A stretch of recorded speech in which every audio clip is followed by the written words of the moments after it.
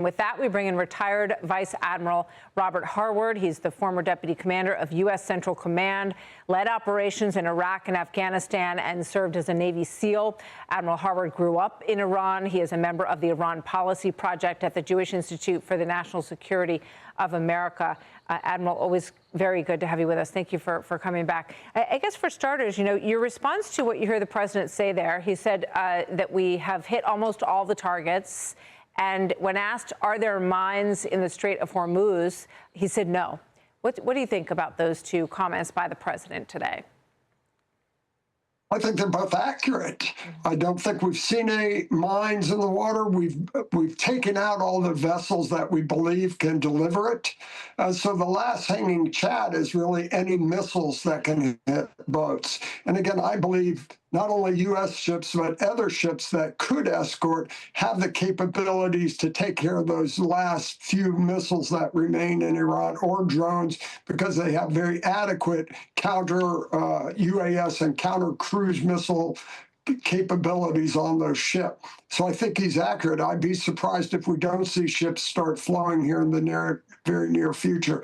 And while we've had this short-term economic impact, the long-term benefits are just incredible. When you think of oil coming out of Iran now, not sanctioned, going into the world economy, not just into China, it changes the whole oil market. And you'll see that price, I believe, drop significantly when this all occurs.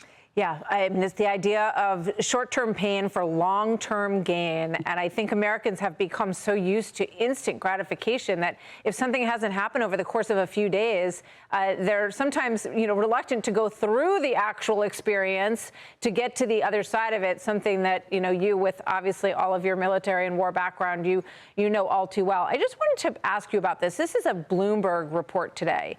It says American forces have been forced to dig deep into inventories of expensive, hard-to-replace interceptors to counter the Iranian barrage. Iran missiles incoming are down 80%, but they are still hitting valuable military installations and energy infrastructure across the Middle East daily. What do you say about that, Admiral? Well, I've seen reports from Qatar, from UAE and Saudi, from their think tanks that showed the number of missiles they've received inbound. The first couple of days, it was 300 or 400 a day. The next week, it dissipated to about 100. The last couple of days, it's been down to 20 or 30 today. So that's an indicator of depleting their inventory. And add on to that all the strikes we've done. So our interceptors are less relevant than their inventories, and those are obviously shrinking very quickly, and I think they'll soon be eradicated completely. So as a former CENTCOM commander and former U.S. Navy SEAL, no doubt the chairman of the Joint Chiefs can present some plans to the president, and already has, I'm sure, about how to protect the Strait of Hormuz, because it would be a big demonstration of confidence if you could start saying we're moving ships through in a protected way. And no doubt the market would improve on that news. What kind of scenario do you imagine that would help that happen? Well, finishing up the missile job and ensuring all the mines are gone. And again, I think that's what we're about to see in the next day or two. So as the president referred, this thing's going to be moving very quickly. So I think ensuring those where we're seeing 1 or 2 missiles a day, escorting ships and being able to move them, I think will happen in the very near future. Yeah, and I think you're going to see the price of oil go down as soon as that starts happening as well. Quick thought on the nuclear material that's thought to be different takes on this, but buried at Isfahan is the take that I heard from the Israeli ambassador yesterday, and the possible kind of boots on the ground operation that might be capable of eliminating that once and for all.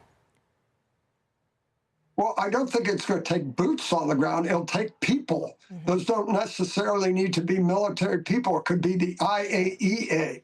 Once we've driven the regime to its knees and hopefully removed the regime, then that's that we can do that at our pace whenever we want. And it could be IAEA, the International Atomic Energy Agency, sending people in to take control of that material. It could be other nations agreeing to do that. So I don't think it's going to take boots on the ground. But once we've eradicated their military power and we have a regime or a change of regime, or at least a regime that's willing to cooperate, we can address all those issues on our timelines.